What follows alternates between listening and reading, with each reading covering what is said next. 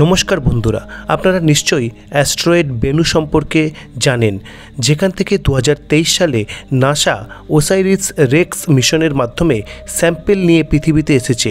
তো সেই sample analysis করে অতি সম্প্রতি নেচার অ্যান্ড নেচার অ্যাস্ট্রোনমিতে নাসার পক্ষ থেকে একটি জার্নালে চাঞ্চল্যকর তথ্য সামনে আনা হয়েছে এবং সেই স্যাম্পেল অ্যানালিসিস করে বিজ্ঞানীরা যা পেয়েছেন তাতে চোখ কপালে উঠে গেছে বিজ্ঞানীদের। এবং কি সেই অ্যানালিসিস লব্ধ সত্য সেটাই আজকে আপনাদের সঙ্গে শেয়ার করব। তো শুরু করা যাক আজকের ভিডিও।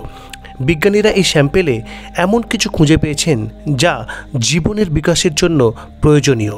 জীবনের উৎপত্তি কিভাবে হলো বিজ্ঞানের সবচেয়ে বড় রহস্য। এর উত্তর বিজ্ঞানীরা পৃথিবী ছাড়িয়েও খুঁজে যাচ্ছেন।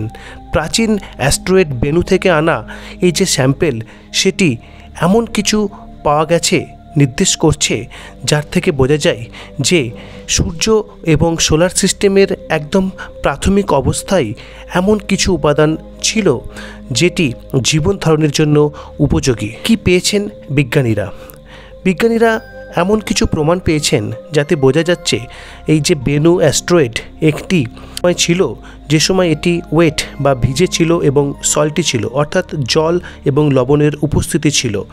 এবং বেনুর যে ডার্ক শিলা, সেখানে লবণের অস্তিত্ব পেয়েছেন বিজ্ঞানীরা। সিয়ারলেস লেক ক্যালিফোর্নিয়াতে অবস্থিত এমন একটি জায়গা যেখানে ট্রোনা নামে একটি মিনারেল পাওয়া যায়, যার থেকে বেকিং সোডা পাওয়া যায়। আর এই ট্রোনার মাইক্রোক্রিস্টাল পেয়েছেন বেনুর স্যাম্পেলে বিজ্ঞানীরা। সোডিয়াম রিচ ওয়াটার নির্দেশ করে এই যে মাইক্রোক্রিস্টাল সেটি। বেনু হলো কার্বন সমৃদ্ধ একটি অ্যাস্ট্রয়েড। এখান থেকে অ্যামাইনো অ্যাসিড পাওয়া গেছে যা থেকে প্রোটিন তৈরি হয়, যা কোষের স্ট্রাকচার ফর্ম করে। এবং লাইফ তৈরি হয় 20 সেট অ্যামাইনো অ্যাসিড থেকে।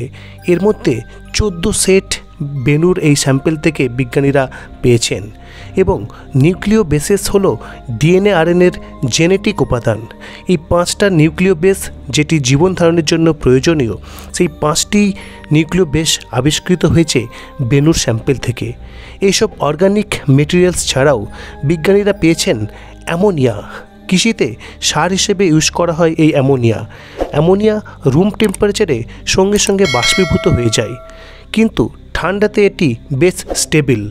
কিন্তু বেনু হচ্ছে সূর্যের খুব কাছে থাকা এমন একটি অ্যাস্ট্রয়েড, তা সত্ত্বেও এতে পিওর অ্যামোনিয়া রয়েছে। তা কী করে সেটি হলো? বিজ্ঞানীরা ধারণা করছেন যে বেনু এমন একটি সময় ছিল যেটি সান থেকে অনেক দূরে ছিল এবং বরফাচ্ছন্ন ছিল, তখনই এই অ্যামোনিয়ার ফর্মেশন হয়েছিল। এছাড়া সল্ট, অর্গানিক মেটেরিয়ালস এবং অ্যামোনিয়া নির্দেশ করে জীবন ধারণের জন্য প্রয়োজনীয় যে সমস্ত উপাদান সেটি বেনুতে ছিল, তাও আবার 450 কোটি বছর আগে থেকেই।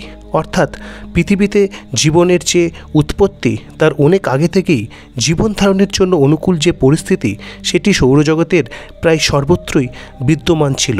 তা সত্ত্বেও কেন পৃথিবীতেই একমাত্র জীবনের উৎপত্তি হলো, সেই সম্পর্কে মিস্ট্রি এখনও আনসলভড রয়েছে।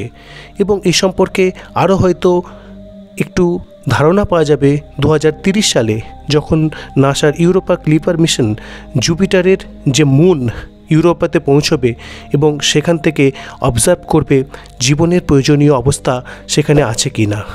তো এই ছিল আজকের ভিডিও। কেমন লাগলো অবশ্যই কমেন্ট করে জানাবেন এবং ভালো লাগলে লাইক, শেয়ার এবং সাবস্ক্রাইব করবেন। ধন্যবাদ।